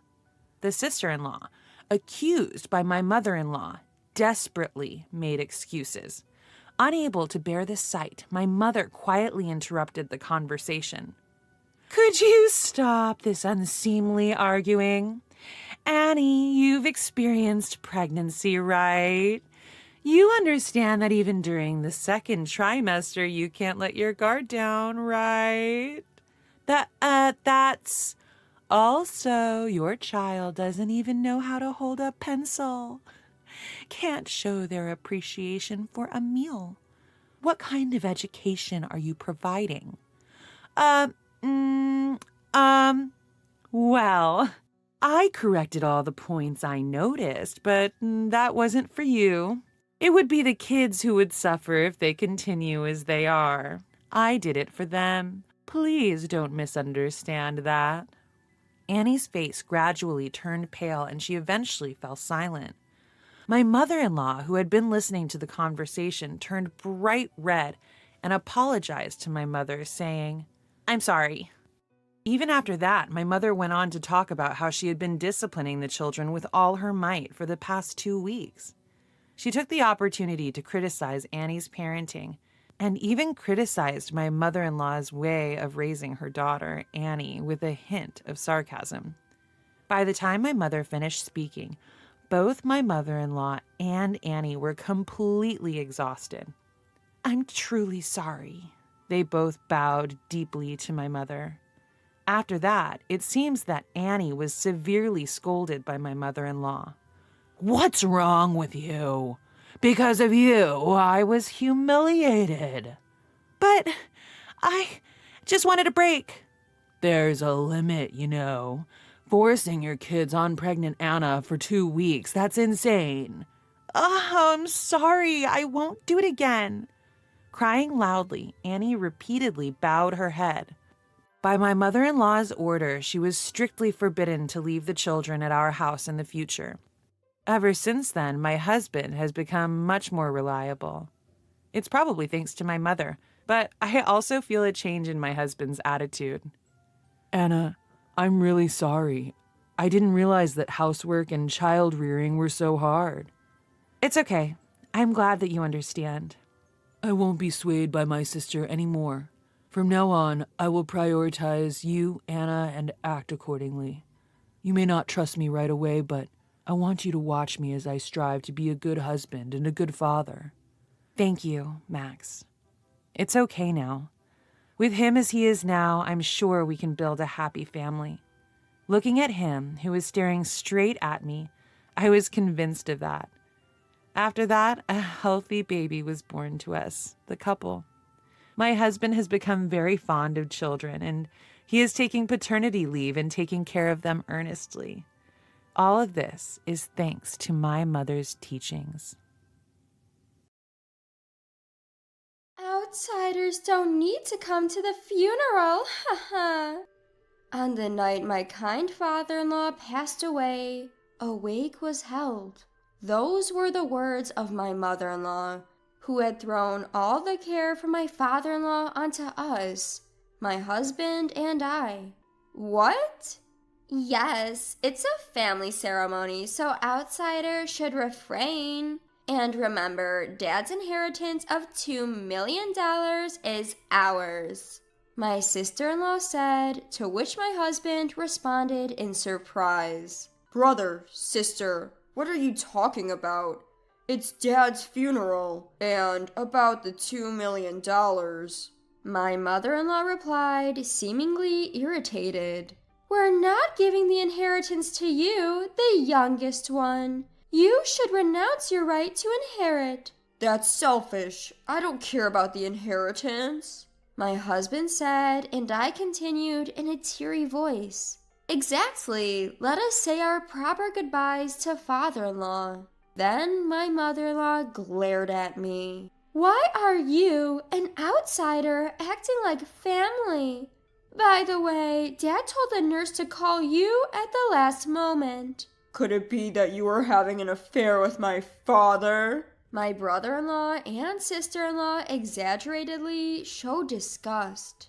Ew, dirty. Were you trying to seduce Dad to get his inheritance?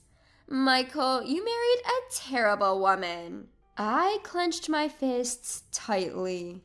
To treat my gentle husband and father-in-law so poorly, and even suspect an affair between my father-in-law and me? I couldn't believe such horrible people existed. With a calm voice, I said, "Understood, we won't attend the funeral. My name is Mary. I'm turning 32 this year. I met my husband Michael in college through a club we both joined, and we got married. I work in public service, and my husband works in an IT company. We both work and live happily together.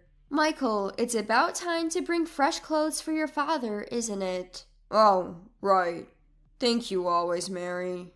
On this day off for both of us, after doing some shopping, we headed to the hospital where my father-in-law was admitted. "Oh, Michael, Mary, so nice to see you too." Lying on the bed in the private room and smiling, my father-in-law had a stroke last year and is left with paralysis on the left side of his body. Since then, he's been hospitalized and diligently undergoing rehab. "It was quite cold outside, Dad." "I see. You both take care not to catch a cold." My husband spoke gently. I arranged his clothes and arranged the flowers we brought. "Mary, Michael, thank you for always looking out for someone like me." "What are you saying, Dad? Don't worry about it." "Yes, please let us know if there's anything else we can do." As we were having our usual conversation, the door to the hospital room suddenly opened. Then my mother-in-law, brother-in-law John, and sister-in-law Emily rudely entered the room. Upon seeing us, my mother-in-law said conspicuously, "Oh, it's you, Michael, and what was your name again?" At her words, my brother-in-law and sister-in-law chimed in. "Hey, Mom, that's a bit much, don't you think? Ha ha. Just because she's the leftovers bride, ha ha." "That's right. Her name is Maria, right? Haha." I kept silent, looking down. We had been married for 3 years, and I had met my mother-in-law numerous times. It's impossible that they don't know my name. "Hey, Mom, big bro and sis, stop being rude to Mary," my husband Michael said in an irritated tone. His mother exaggeratedly shrugged her shoulders. "Oh, I was kidding. Why are you so mad?" "A joke. You guys always..." Michael tried to continue, but his mother cut him off. "Enough! We're going to have a family discussion now. You two are excused." "We're family too." Michael protested, but his elder brother shooed us away with a shh gesture. "You third wheel and still want to hang around? Get out already, haha." My sister-in-law also chimed in, giggling. "Yeah, this discussion doesn't concern outsiders like you." Michael looked upset. He turned to me and said, "Let's go." I bowed to my father-in-law, who was troubled by the situation, and left the hospital room with Michael. On our way home, Michael apologized to me. "Mary, I'm truly sorry for my family's behavior." I shook my head and responded, "No, you're the one who's truly hurt, aren't you?" Michael managed a weak smile at my words. He was born as the third and youngest child. From what he had told me, his mother had always favored his older siblings, and she ignored him most of the time. According to Michael, his mother never attended his school events like parent-teacher conferences or sports days. While his siblings were always gifted expensive new things, he only got hand-me-downs that were old and worn. Even as a child, he had learned not to ask for anything. While his underachieving siblings were funded through private universities, Michael, who was a good student with good grades, was told by his mother to work after middle school and that she wouldn't pay for his tuition for higher education. Michael had to take out student loans and attend a public high school and a relatively inexpensive state university, where he managed to find his current job. When I met his family for the first time after we decided to get married, his mother showed no interest. "I don't care what you do," she had said, not even offering us anything to drink. His brother and sister looked at me with amusement, making fun of me.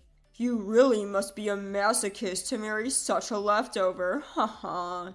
Absolutely. You must really have a peculiar type, haha. My husband has always been treated as an inconvenience to his family, a third wheel. This treatment didn't change even after we got married. We were consistently left out of family events such as weddings and funerals. As a result, we were later scolded by relatives for not showing up, asking, "Why didn't you attend?" But my father always had my back, Michael said, squinting his eyes.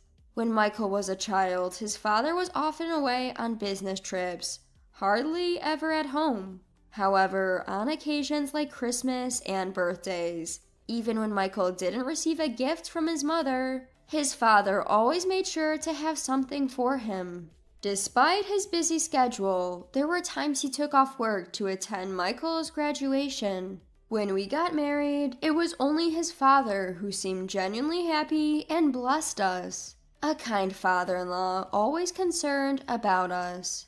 But to his family, his wife and other children, he was merely a convenient ATM, treated callously. So when my father-in-law fell ill, it was us who took on the task of his daily care and looking after him. "Michael, I promise to look after both you and your father," I told him. Grasping my hand, Michael thanked me, saying, "Thank you. I really appreciate you." Months passed, and then we received a call from the hospital. My father-in-law had suffered a stroke again. By the time we arrived, it was too late. My father-in-law had passed away. Dad, I wanted to do more nice things to you and be a more devoted son. Overwhelmed by grief, Michael cried out, looking at his peacefully sleeping father. I too shed tears, remembering the kind words and smiles from my father-in-law. My mother-in-law, brother-in-law, and sister-in-law arrived, but they didn't shed a tear. In fact, they seemed in rather good spirits. "I can't be bothered, so you take care of the funeral arrangements," my mother-in-law said, pushing a funeral home brochure into my hands before swiftly returning home. Although we were stunned, we knew we had to send off my father-in-law properly. We immediately contacted the funeral home and arranged for the wake and funeral. Days passed. After the wake ended and the guests had left, I approached my mother-in-law, now in her mourning clothes. About the arrangements for tomorrow's funeral, I started. "Oh, don't worry about that. The funeral director will take care of it," she interrupted. And then she said something shocking. "You outsiders don't need to come to the funeral." "What?" Huh? Michael and I exclaimed in unison. Smiling slyly, brother-in-law John chimed in. "Thanks for taking care of Dad all this time, but we don't need you guys anymore. Don't come to the funeral." "What? What do you mean?" I asked, shaken. Then my sister-in-law Emily continued. "Exactly what we said. This is a family funeral. We don't need outsiders. Besides, Dad's $2 million inheritance is ours now." In shock, Michael asked, "Brother, sister, what are you talking about? It's Dad's funeral, and about the $2 million. My mother-in-law replied, seemingly irritated. "We're not giving the inheritance to you, the youngest one. You should renounce your right to inherit." That's selfish. I don't care about the inheritance." My husband said, and I continued in a teary voice. Exactly. Let us say our proper goodbyes to father-in-law. Then my mother-in-law glared at me. Why are you, an outsider, acting like family? By the way, Dad told the nurse to call you at the last moment. That's because I was the one taking care of him. But my brother-in-law and sister-in-law snorted dramatically in disgust. Could it be you had a thing with our dad? Ew, dirty. Were you trying to seduce Dad to get his inheritance? Michael, you married a terrible woman. Shut up, Mary is. My husband started in a voice tinged with rage, but my mother-in-law quickly interrupted him. A woman who'd have an affair with her father-in-law and a low-life youngest son aren't family. Don't you dare come near us ever again. I clenched my fists tightly. To treat my gentle husband and father-in-law so poorly, and even suspect an affair between my father-in-law and me? I couldn't believe such horrible people existed. Just as I was about to burst out in anger, my husband raised his voice. Enough! How dare you insult Mary? She took such diligent care of him. It's okay, Michael. I calmed my husband and spoke in a composed voice. We understand your point. We won't attend the funeral. My husband followed suit, with his voice trembling. Yeah, we can no longer consider you family after being insulted like this. We'll pay our respects to Dad at his grave. My husband and I paid our last respects to my father-in-law and left the room. 2 days later, there were multiple missed calls from my mother-in-law on my cell phone. When I told my husband, he said he'd also received some. There's no need to answer those calls. Let's just ignore them. Agreeing with my husband, I didn't pick up any of the calls. However, the calls didn't stop. A week later, just as I was thinking of blocking their numbers, my mother-in-law, brother-in-law, and sister-in-law showed up at our apartment. What do you want now? My husband asked grumpily. My mother-in-law began ranting, looking as if she'd seen a ghost. We just found out that all of Dad's fortune is yours. How is that possible? At this, my husband calmly replied, Yeah, a lawyer came by and told us everything. In fact, the day after the funeral, a lawyer had visited us and informed us that my father-in-law had left a will leaving all his property to us. We had already started the process of claiming the inheritance. You must have thought that as family, you'd naturally get a share of the inheritance, right? Under normal circumstances, you'd indeed be entitled to a certain percentage, right? That's right. And yet the lawyer said that we have no right to the inheritance, that everything will go to Michael. To my mother-in-law's raging remarks, my husband and I calmly replied, Of course, my father-in-law had asked his lawyer to disinherit you all while he was alive. If inheritance gets abolished, you wouldn't even get the minimum statutory share. Then my brother-in-law, spitting with rage, lunges at my husband Michael. That's it. That's what I'm talking about. The abolishing of inheritance. It's not fair. Then my husband answers with a voice seeping with anger. Bro, weren't you constantly bad-mouthing our frail, elderly father, saying he's useless and should be gotten rid of soon? Our dad kept a record of everything while he was alive. That's... And you were secretly using his bank account while he couldn't move, weren't you? That's a fine reason for inheritance, disinheritance. How do you guys know all that? Our father-in-law collected evidence and arranged for it to reach us and the lawyer. Michael continues with a look of contempt for his mother. Did you know that a spouse who's been cheating for years can also be disinherited? Didn't you know that? Your suspicion about my father-in-law's affairs was because you were having one yourself. Hearing our words, my mother-in-law's face gradually lost its color, turning pale. It's all because of the terrible things you three did to Dad.